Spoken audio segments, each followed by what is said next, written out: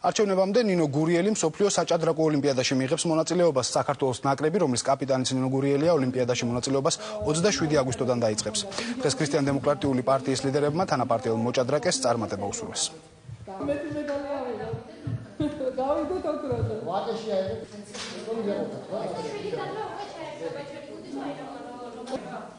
იმედი მაქვს, რომ ქართველი მოჭადრაკეები სტამბოლში დააშამატებენ ჩვენს მოცინაამდეგი გორგის წარმომადგენლებს, ხოლო რო დაბრუნებულ ქალბატონი ნინო დარწმუნებული ვარ, რომ ვაკეში თავის მოცინაამდეგებს დააშამატებს და ესეთი წარმატებული სექტემბერი ექნება ქალბატონ ნინოსაც და ჩვენს გუნდსაც. ამჯერად ჩემპიონატში უსურვებ წარმატებას, ხოლო მომავალ არჩევნებში, რომელზეც ძალიან ცოტა დრო დარჩა, ვარ დარწმუნებული, რომ ყველა ის ქართველი, რომელსაც უხარია თავისი ქვეყნის წარმატება, რომელიც არის ყოველთვის ამაყი იმ წარმატებებით, რაც ქალბატონი ნინოსგან აქვს ჩვენ სერს მიღებული, ხმას მისცემს ნინო გურიელს. დარწმუნებული ვარ აბსოლუტურად, რომ ჩვენი გუნდი ძალიან სერიოზულ წარმატებას მიაღწევს არჩევნებზე.